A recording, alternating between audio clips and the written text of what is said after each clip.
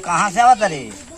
का कहीं हो चाचा गौरन यो वे खाद ले आवे। हाँ अरे बड़ा महंगा खाद हो, खाद मिलत कहाँ हो? ले 5 किलो खाद लगा है एगो दुकान में। अच्छा अरे बड़ा कहला सुनला पर कहलक है कि ले जा 5 किलो। कहाँ खाद दे थोन से आ एगो खेत बा तो सोचलिए कि बड़ीखा बोले तो तनी खाद मार दी। अच्छा वो कहाँ खाद 5 किलो खाद देलो।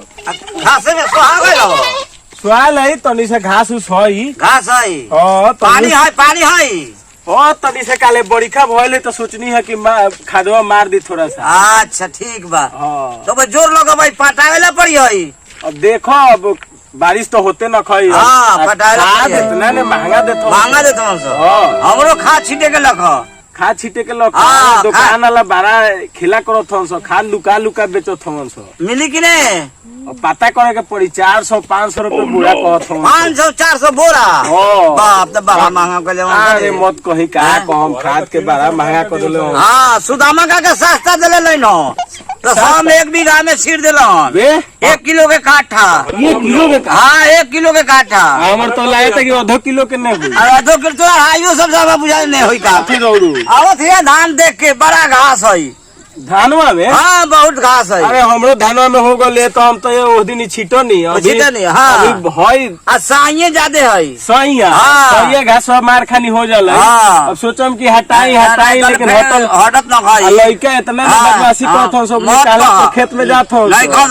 आजकल के लड़का खेत में जाला तैयार नहीं। अब जात है हम वो ये थोड़ा सा है खेतवा तो छिटवा दी तनी। तो छिटवा दे जन हो भाई से हो भाई। का कर ले सुखार तो होइए गया। नेमी का खेतवा सूख गलाई।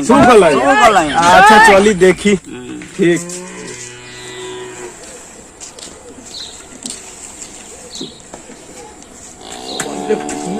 कटले कारी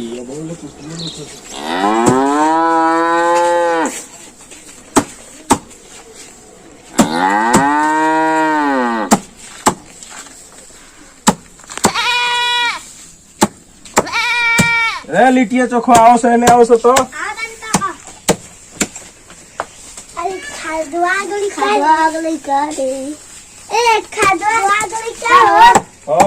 आ गई। खाद नहीं मिलत लोग कतना देरी खोजला के बाद खाद मिल लो हो। हाँ जाके बोल तो कहाँ हो खेला तक न हो। हाँ तो जाके ओकरा बुला लो सो जाके कावना खेत में खाद छीटेला है छड़की पर जाके खाद छीट दो सो जल्ला सुनू। हाँ जा सो खाद छीट दियो सो खेत देखा है मुझे। हाँ तो ठीक है जा सो हम कुटी काट लेते।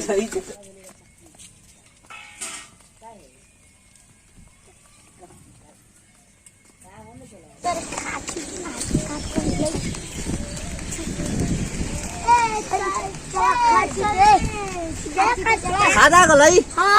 अच्छा चला तनी खेला संतोनियो के तले खेल ली मार देनी हम। हमनी मार दे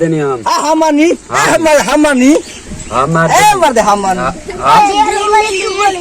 अच्छा चला तनी अभी कहाँ जाता रहा पैसा दे के जा। अच्छा खादवा छीट के आता तो देवा तनी पैसा दे के जा। ठीक आओ तनी खादवा छीट के चला शंभू।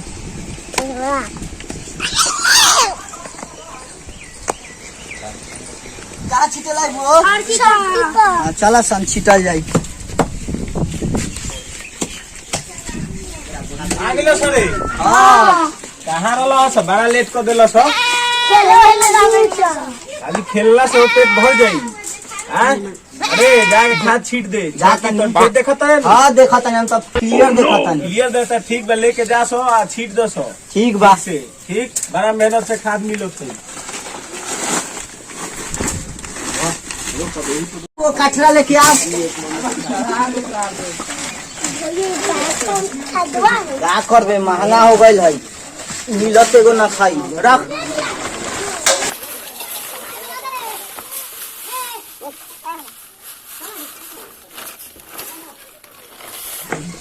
चले के हाँ तनी तनी छीट देवल जाई बड़ा महंगा नु है। हाँ तो चला सन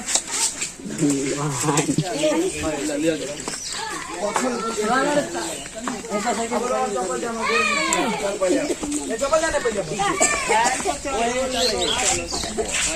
सर हाली हाली छिट जाओ बड़ा भारी हई।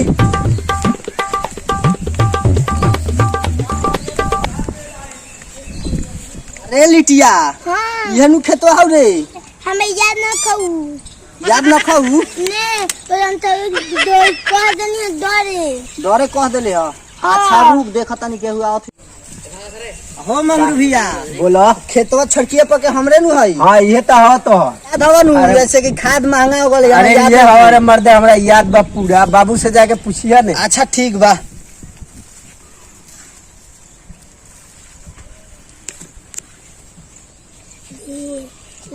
तू कोई मच्छी तक नहीं लागत नहीं मैंने कुछ ना बता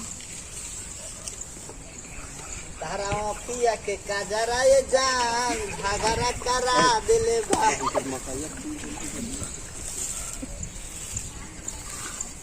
दिल वो करे अरे भैया ता तो भैया समझ सब सन में लईकी पसंद बा।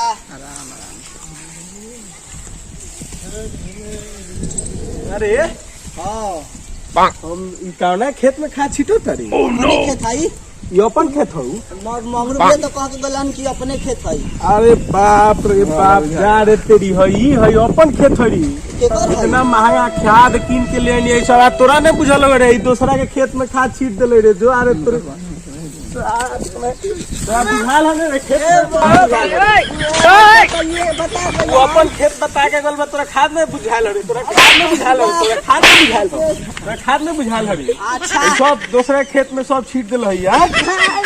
आवा लोग है ना तू हो लोग तो आ लोग के खेत ही ना बुझाल हो जो दूसरा के खेत में धान में थी छिटवा दे लोग खाद इतना महंगा खाद है। खाद एगो मिलत है कितना दिक्कत से ले आल बनी।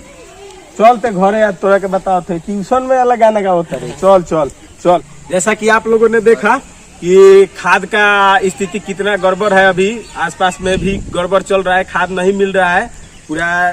मतलब इसमें कहीं ना कहीं ब्लैक में इधर उधर करके दुकानदार इधर उधर कर रहे हैं लोग। खाद तो है ही लेकिन कुछ इधर उधर कर रहे हैं लोग। गवर्नमेंट को भी ये सब चीज पर ध्यान देना चाहिए क्योंकि किसान का स्थिति बहुत नाजुक रहता है हमेशा। तो इस वीडियो के माध्यम से आप लोग को दिखा रहे हैं कि खाद का क्या स्थिति है। जैसा कि आप लोगों ने देखा अगर वीडियो आने में लेट हुआ है क्योंकि कुछ दिक्कत हो गया था टाइम का प्रॉब्लम चल रहा था तो वीडियो आते रहेगा। अगर ये सेशन अच्छा लगा हो तो लाइक कर दीजिएगा और चैनल को सब्सक्राइब कर लीजिएगा और बेल आइकन दबा लीजिएगा ताकि नोटिफिकेशन सबसे पहले आप लोगों के पास पहुंचे। और वीडियो को दबाकर शेयर कीजिए ताकि ज्यादा से ज्यादा लोगों के पास पहुंच सके। तब तक के लिए धन्यवाद। फिर मिलते हैं अगले वीडियो में।